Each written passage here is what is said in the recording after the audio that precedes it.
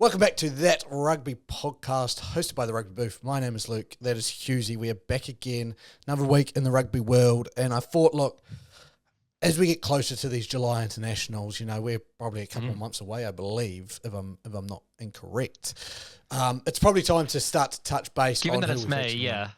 Given that it's May, I'm trying to work out. I don't know if the July test is at the start of July or at the end of July. And 6th of July, I believe, is the first test. So we're actually under 2 months away. So that was what I was trying to get at, Husey. But yes, roughly 2 months. Thanks for that, mate.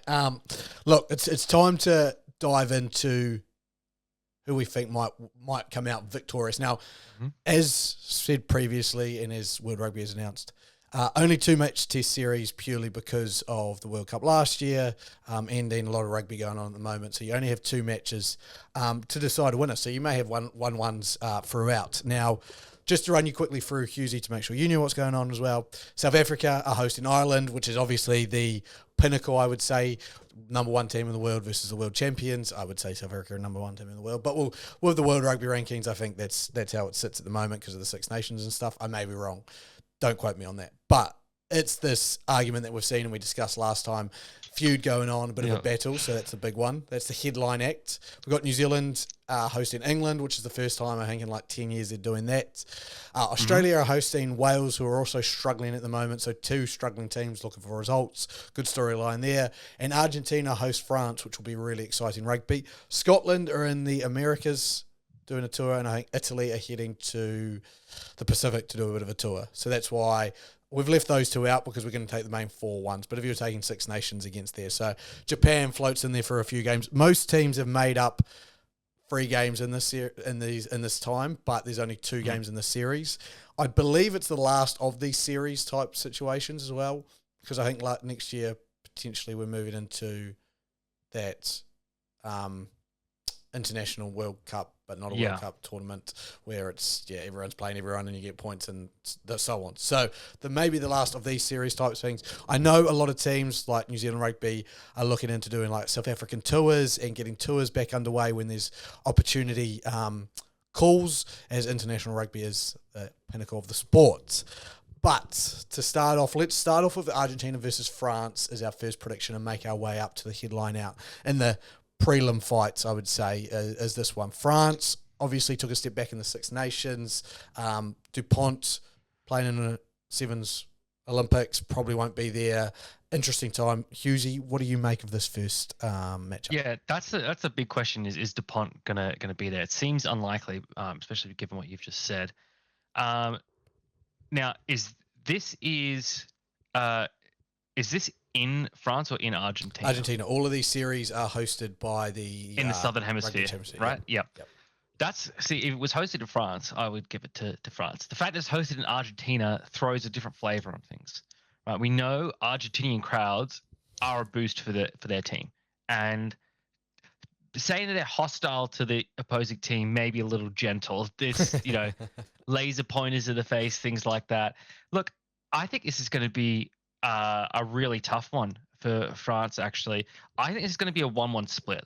I know that's maybe like a bit of a soft sit on the fence call, but I think that's probably where I see these teams at the moment playing in Argentina. I can't see Argentina winning it 2-0 though. I think France is just too classy for it. But at the same time, I couldn't see Argentina conceding it 0-2.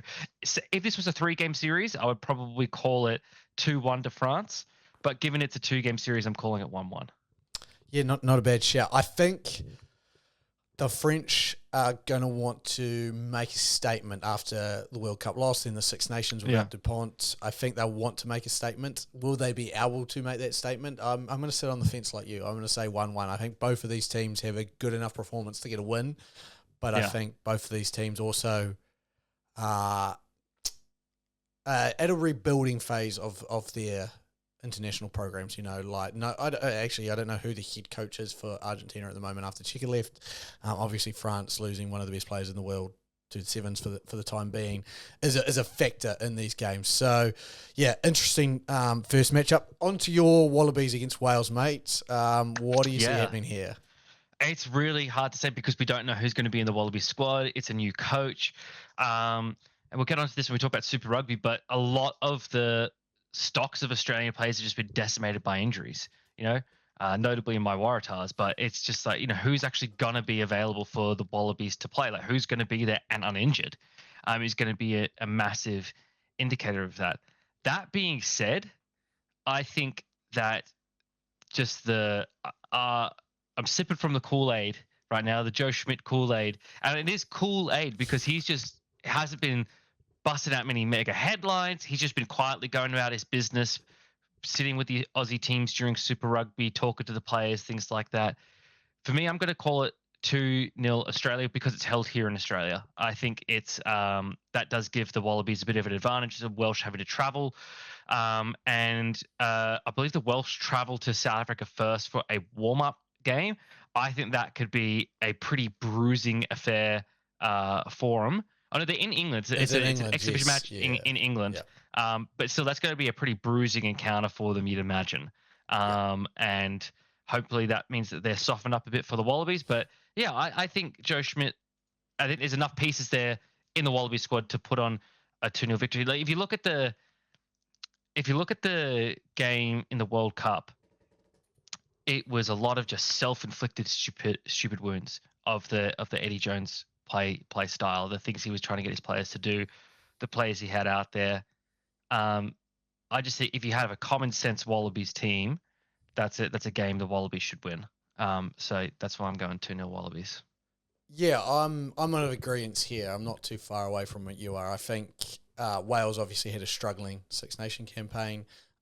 They're in a rebuilding stage of their stocks, their players, younger players coming through, a lot of older players left. Again, as you said, big matchup against South Africa will probably leave them battered and bruised before they head over to Australia. There's not a lot that fears me in the Welsh team, but there's also not a lot that gives me the belief that if this was any other team probably travelling there, that Australia will win 2-0 right now. If you know what we're saying. Like, as you've said, the stocks are low in Australia just with injuries. New coach, we just don't know what we're going to see out of them. So I wouldn't, if it was pretty much any other team, France, Ireland, England, even Scotland travelling there, I'd be backing at least one of those teams to pull a game out of Australia. But I think Wales, just to me, it's one of those I tell you what, the one position where the Wallabies are not struggling for depth is back row. Like right now against Wales, my starting back row is Valetini 6, McWright 7, and either one of Charlie Cahill or Harry Wilson at 8. I wouldn't be surprised if we see Charlie Cahill get the starting nod, and just see that those three can wreck. What I like about Charlie Cahill is an exciting play. He does his job as number 8, and then he can pull other stuff out of the bag as well. So that's whereas Harry Wilson's, he's solid, dependable, hard hitter. Sometimes you need a bit of flair from your 8, But yeah, Harry Wilson just left the field with an injury. I'm pretty sure he just had surgery on his wrist as well, so he's added to the injury list as well. Jeez, I didn't know that. Well, there you go. You see more stocks thinning.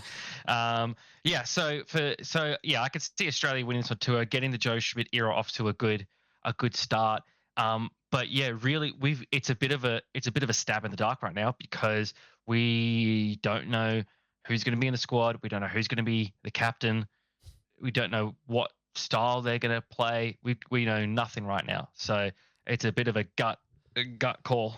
But we've got to also think it can't get any worse than it did at the World Cup. Like the style can't go backwards from there. Like even, say they do lose this series 2-0 by slim margins, I can't see the rugby getting worse than it was under what we saw under Eddie Jones. Yeah, just ball in hand. Australia can be very dangerous in attack when they've got ball in hand and they're not making mistakes. Like the back line has got enough talent and danger in it that if you keep the ball in hand, they could be threatening.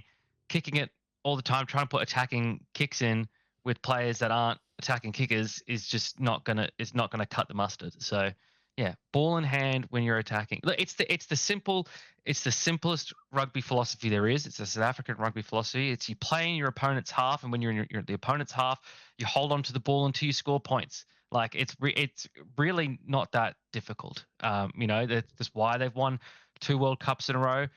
It comes down to discipline, effort, and will.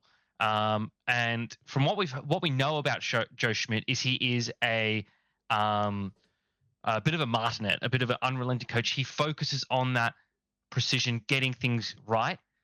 One thing I've said on the podcast before that you've liked and I'm going to say it again now, is that as great as that is, what I hope his philosophy is that you don't train until you get it right. You train until you don't get it wrong. Yeah. That's what the Australians need to do. And if Schmidt can coach that into them, then I think that there is a very real chance the Wallabies take this 2-0, given that it's a struggling Welsh side. When we come on to Super Rugby, we could talk about some of the results over the weekend and what we've seen from some of the Australian teams in terms of improvements in that regard, I guess. But yeah, let's move on to the next series, which is your All Blacks taking on England. For my initial thoughts on this, Razor's not going to start his international coaching career with anything less than a 2-0. Like, England had a better Six Nations campaign than I think people were probably thinking they were. I did say that they would probably be a little bit better than what people thought they would be. That being said, I think on home turf in New Zealand, right? First game is in Dunedin. Second game is in, I'll find it here in a second, in Eden Park, right? So that's already one win on the board there in Eden Park, right? That's already a one. Dunedin is not an easy place to play either. Although I guess with the weather down there, the English will probably think they're in Scotland again, and especially with a name like Dunedin. Well, there is a roof. The stadium down there is a roof, so they're lucky. I know it's a roof. Yeah, they haven't done well. What I'm trying to get to is they haven't done well in Scotland recently either. So I'm calling 2-0 for New Zealand. I think that's probably the easiest one to call. That being said, it's not going to be an easy time for the Kiwis. I think it's still going to be a battle. It's still going to be physical. We just have to look at the lineup of English players to know that. Marcus Smith has been in some form as well, at least from what I've seen of club rugby highlights anyway. So I think the English will give him a challenge down there. But what we've seen from the Crusaders this year clearly is how much coaching can impact the fortunes of a team. And Razor was a tremendous coach for the Crusaders. Crusaders may not make the finals this year. Yes, there's part of that's talent. Part of that is also coaching. And I think that for me is a clear signal of what a good coach he is. I think he will take the changes to the All Blacks side in his stride. I think there's so much talent left in New Zealand, obviously, that it won't take long for him to get back to the All Blacks ways, if it takes any time at all. So I think this one's a 2-0 for the All Blacks. Yeah, look, you've taken all the words right out of my mouth, because that's exactly what I expect a 2-0 win, but I think, as you said, I think it's going to be a lot closer than I think many All Black fans are probably going to hope that it would be. I think it'll be interesting. Again, the English selection is going to be really interesting. Obviously, they've got their own headaches. They're battling with overseas-based players and stuff like that. A new area for them, no Courtney Laws. So it'll be interesting, the team that they select. But I think it's going to be a fierce series, 2-game series. I think New Zealand come out on top. I don't think it's going to be as emphatic as I would like it to be. Every New Zealand would like it to be against England, as you've said. I think Borthwick's got them moving in the right direction, as you said, in the Six Nations. So, yeah, look, it's one of those ones where I'm excited for those games. I am very excited for those games. And even if we were to drop one, it's not the worst thing in the world. Like this is, again, as you said, like we can't, as All Blacks fans, expect it all to click with a new coach and everything straight away. You've got to think this is a new coach, new team, new philosophy, new players, new plays. England are kind of coming into their own under Borthwick, so I'm excited for the series. It wouldn't surprise me if we end up. I don't think we lose at Eden Park. We just don't. But that Dunedin game's the asterisks I've kind of got there, where I think England could steal one. Main event time: South Africa versus Ireland. Where are you going, my friend? This is, well, as you said, this is the main event. This is the toughie, right? For me, look, Rassie is in the coach's box where he wants to be. But it's tough to pick. I think the fact that it's in, where are the games being played in South Africa? Let's have a look here. I got to look at this. First one in Loftus. Second one in Kings Park at Durban. Loftus is a hard place to win. Yeah, exactly. Loftus is yeah. I'm gonna go 2-0 South Africa. I'm gonna go 2-0 South Africa, and I guess my reasoning is that Ireland won the Six Nations, right? Ireland won the Six Nations, but they didn't Grand Slam. Okay, they for me, it's just South Africa in South Africa. It's just, especially with a game at Loftus. I don't know. I can't see Ireland going there and taking a game. It'd be close, like New Zealand, England. I think it'd be very close. I think there'll be a game where Ireland is winning and South Africa snatch it at the death. And I think there'll be very close, even matches. But I think South Africa will just get it done. It's just they're the defending world champs for a reason. Look, I want to preference this by saying I kind of want it to be South Africa 2-0. But I do remember a series pre-World Cup where Wales went there and made 2 competitive games, winning one of those games against South Africa, and it wasn't a great Welsh side. Was it the first-rate South African team? No. South Africa definitely moved some pieces around. There's no doubt about it. Lead up to a World Cup, I'm not arguing that point at all. And I think this game holds more for South Africa. But that Welsh team, even if B-rated South African team, I would have said should have put away that Welsh team, even as I don't think South Africa cared about that one that much. South Africa switches it on for games where they care. You could definitely tell when someone gets under their skin. They will switch it on. Like when Eddie Jones was coming in last year, talking about how they're going to win the game, win the series, and just blow South Africa off the park and things like that. You could tell they cared. World Cups, they definitely care. Ireland, obviously they won the Six Nations. They lost a game to England, and they had a very close game against Scotland, right? In the last round. So I don't think they're invulnerable.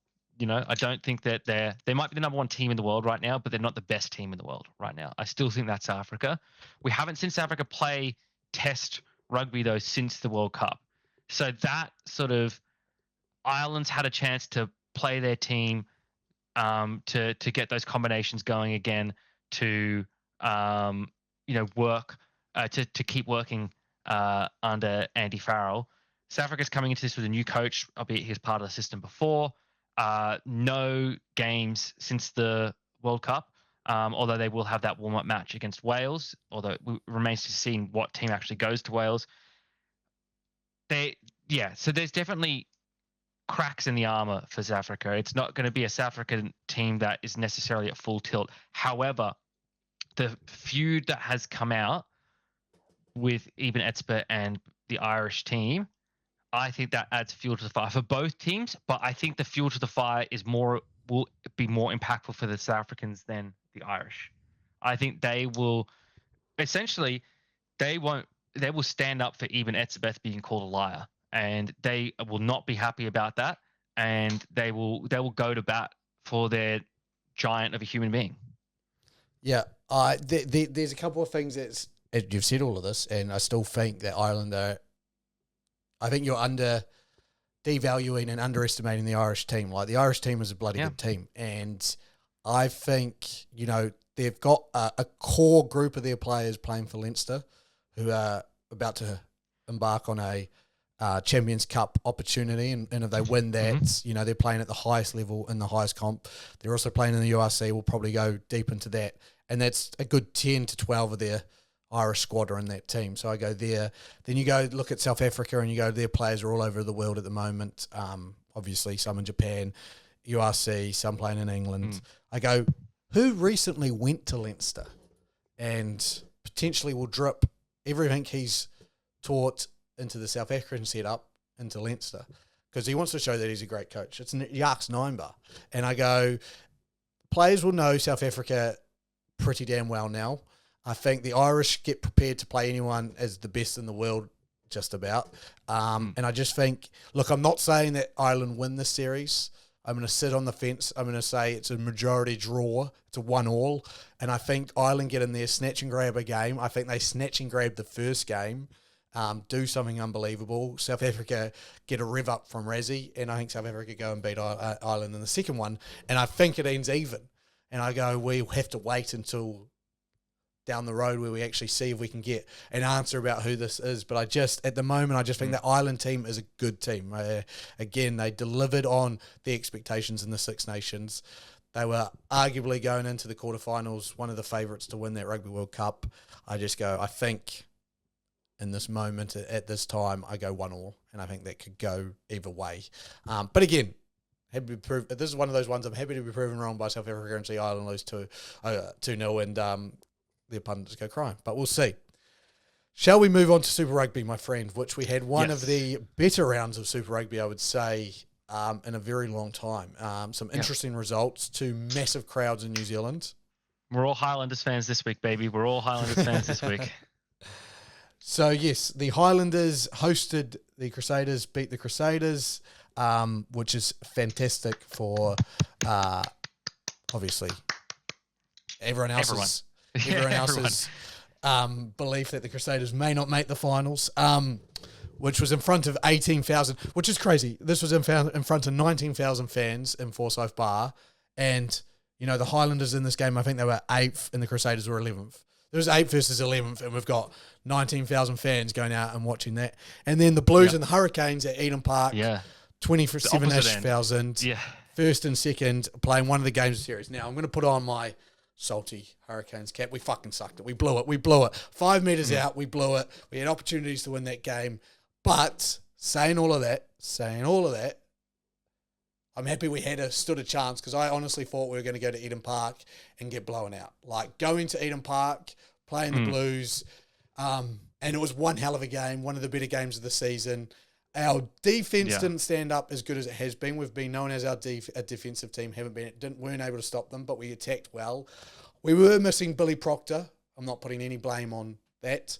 Isaiah Walker-Leary, who was our lock, getting a lot of scrub because he had a tough day at the office, as we all do, and he's one of our better players throughout the season, had a bad game.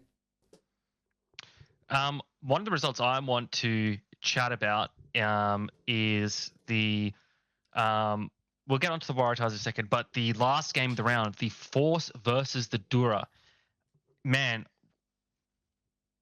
after being blown out by the Chiefs and a very tight game against the Highlanders, you might have thought all hope was lost for the Force, and it probably is. They're probably not making the 8 this year, but man, they seem like they're starting to put the pieces together a little bit, and what a difference it makes to be playing in Perth.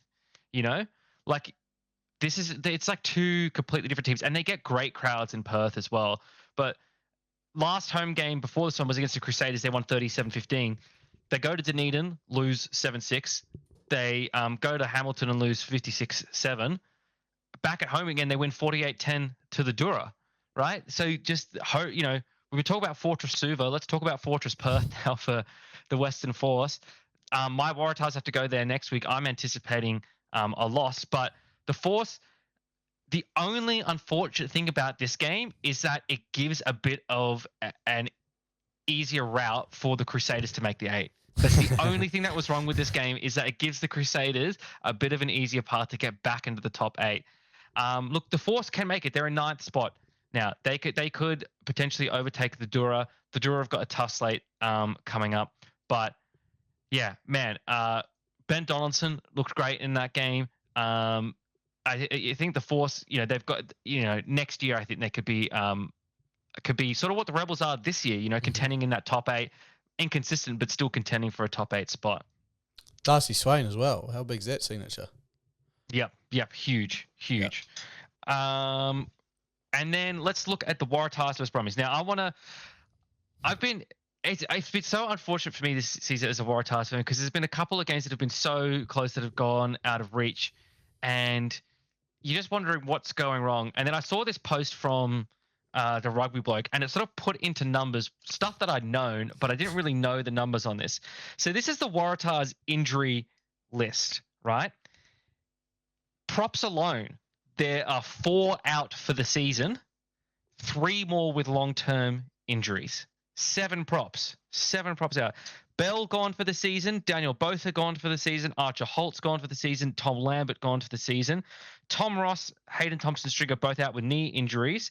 Tom Ross coming back in the last round of the season. Harry Johnson-Holmes, not sure when he's going to be back, but hasn't been good. Hayden Thompson-Stringer, no word when he's going to be back either. So that's seven just props with long-term injuries. Let's get started on the hookers. All contracted hookers for the Waratahs out for the season. All contracted hookers for the Waratahs out for the season. I still think the hookers that we've had playing have been decent as well. So props to them for standing up. But, Theo Furi out for the season. Julian Heaven out for the season. Dave Parecki out for the season. Mahe Vailano out for the season. Right? Loose forwards. We've got 2 out for the season and 2 out for an indeterminate amount of time. So Lange Gleeson and Ned Hannigan, obviously 2 big ones that are out for an indeterminate amount of time. Mesu Kunavalu and Ned Slack-Smith out for the season. Halfbacks, Teddy Wilson won't be back until after this round. Max Jorgensen is done for the season, and Izzy Parisi to be determined when he will come back as well. So just reading my list here, that is 1, 2, 3, 4, 5, 6, 7, 8, 9, 10, 11, 12, 13, 14, 15, 16, 17, 18 players with long-term injuries. That's, I mean, I know you could do basic maths. That's more than a starting 15 worth of injured players, and a lot of these key players for the Waratahs, especially props. We were talking about the dearth of prop depth for the Wallabies. For the Waratahs alone, that's a huge number to be out. I am actually going to give some credit to Darren Coleman here, because I think some of the results they've gotten this season, I don't like to give too much credit in a loss, to be honest. I don't like to give too much credit to losses. But you look at some of the games which have been close losses this season in the context of the players that have been out, right? The Highlanders game where they could have won it, Blues game where it was lost by 2 points, the Dura game lost in overtime, the Rebels game by less than a try. You just think being able to keep this team together and competitive in games throughout the season, I think he does deserve some credit for that. This latest result against the Brumbies, the Waratahs were within 2 points with 2 minutes to go and then let in a try. Really unfortunate stuff. But in that wet weather, you could just slide along the ground and get in. Like, it's just defense was so difficult. It was a really tight game to watch. And you just think with the amount of talent that's been lost from the Waratahs, I really truly feel sorry for Coleman. I would be pulling my hair out trying to figure out what to do with the squad with that much depth taken out of it.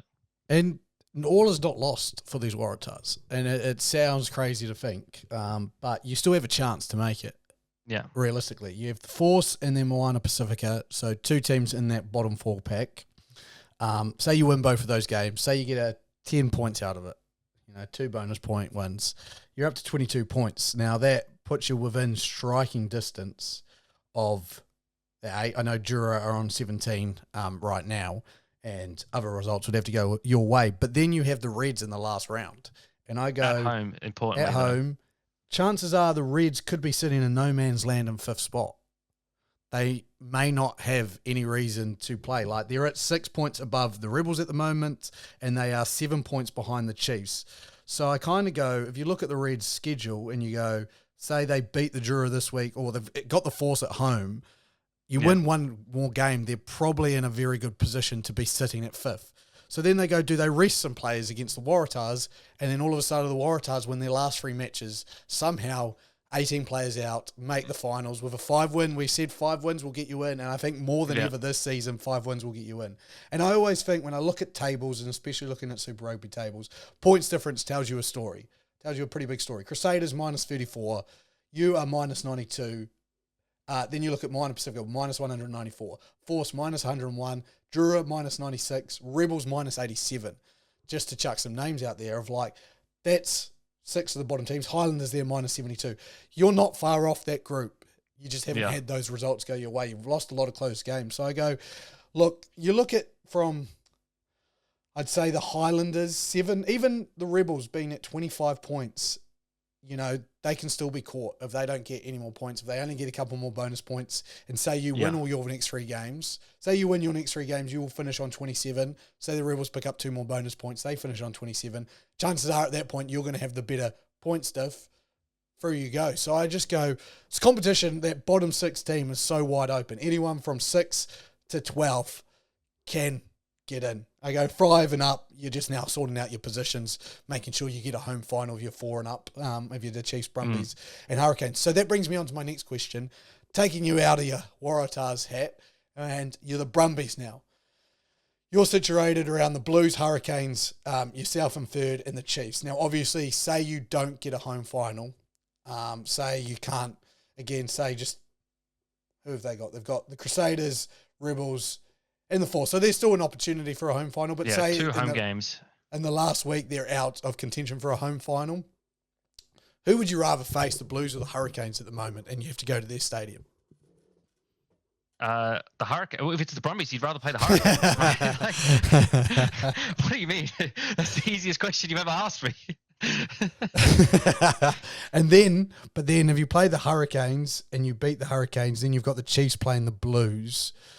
Like my thing, no, you're right. You just play the Hurricanes because you've got that voodoo against them. Yeah. It's just there. That's where you sit. Like, say, look, let's say the Brumbies can drop from 3rd. If the Brumbies have a choice of dropping from 3rd to 4th, right? I think you just stick in 3rd because your options for the first round are either the Reds or the Rebels, and I think you've lost to I believe they lost to the Reds this year, so you'd rather play the Rebels there. Yeah. Potentially the Highlanders are up there as well, but you'd rather the Highlanders come to you. Then you would play, logically the Hurricanes in the second round, and that's who you play. They know the Hurricanes, they know how to beat them. The Blues have been there. Anti-Hurricanes. Like whenever they've played the Blues in the finals, the Blues have scraped a win out. Yep. So I think you'd rather take the Hurricanes in the second round and see an Australian team in a Super Rugby final again. Would be great. Not going to happen. That being said, the Brumbies have been so inconsistent this year that God knows how they'll actually perform in the finals. They may end up losing to the Rebels in the first round.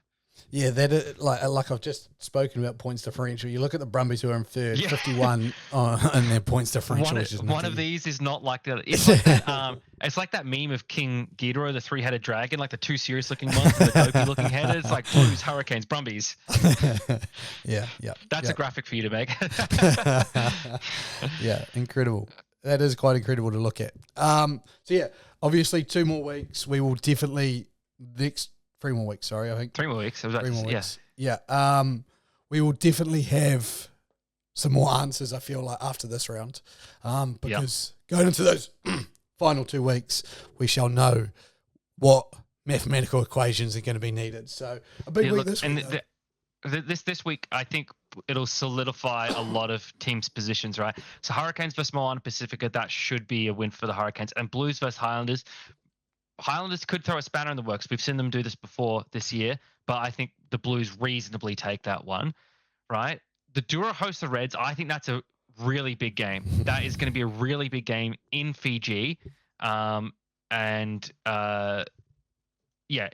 going to be a tough one. Not in Suva, I believe, though. At ANZ Stadium in Suva. I've got it as in. Oh, it is in Suva. Yeah, it is in Suva. There you go. Fortress Fiji. So tough one for the Reds there. But if they want to maintain the 5th spot, that's where they want to be. They've shown that they can. Well, question then: do they want to maintain the 5th spot? Yeah, I was just thinking about that. Or do they want to go to 6th? I think that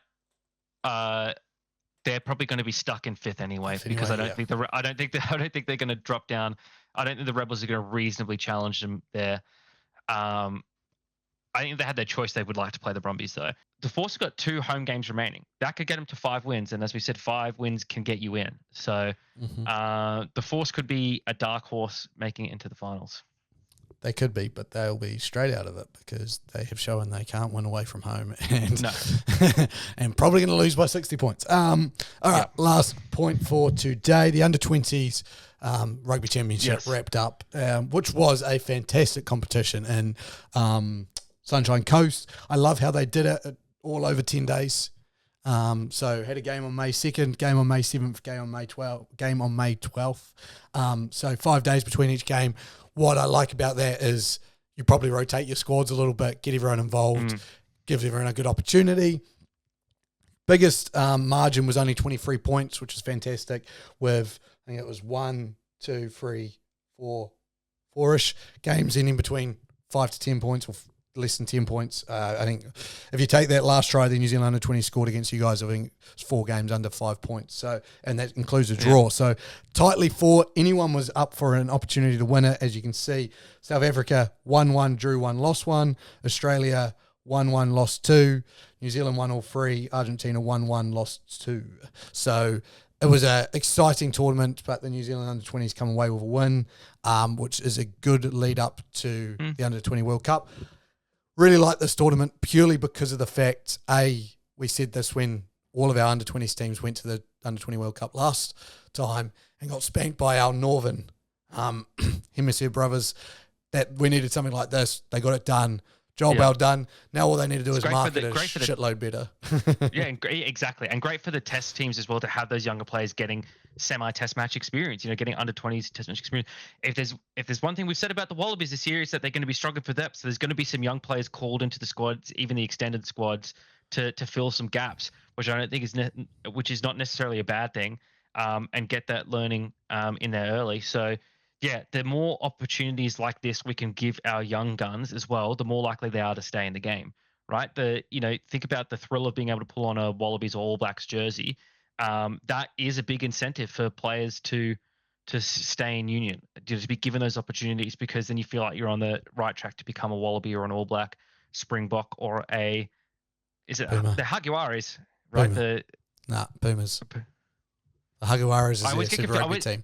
I always get confused which one's the Super Rugby team, which one is the which one is Pumas. the international team. I just wanted to quickly mention, Harry McLaughlin Phillips, the Reds, played a few games for the Reds at standoff. Yes. I thought it was very good in that Aussie All Blacks under-20s game. And again, that shows Super Rugby experience playing into under-20 experience, under-20 experience playing into Super Rugby experience. So was really big for them. And vice versa for the New Zealand under-20s. Malachi Rampling-Alec is just a beast, and the number 8 position, already mentioned him before, has signed to the Chiefs. I don't think he's played any games. But again, that's what we're talking about. That's the opportunities you can get through this game, and through this opportunities and through these tournaments, I think were fantastic. Just got to put it more out there. Like I saw Ball Carrier Rugby on Instagram post an Instagram of the New Zealand under-20 team winning it, and they included the Rugby Championship table from last year for the men's, not for the under-20s. And I was like, that's because there's no table flying around. There's only images of table. There's no actual, like you said, on the Super Rugby site, on the Rugby Championship website, there's nothing for the under-20s. It was miserable. So, look, do a better job, rugby, but a good start. And that is us for today. Next week, obviously, big weeks coming on for Super Rugby. Big weeks we'll have the Champions Cup decided next weekend, 2 weekends' time. URC getting to the sticky end. The Premiership getting it to a sticky end. So all of that stuff getting to the end of their seasons. For now, thank you for joining me. I have been Luke. That has been Husey. We will see you next time. Goodbye. Peace.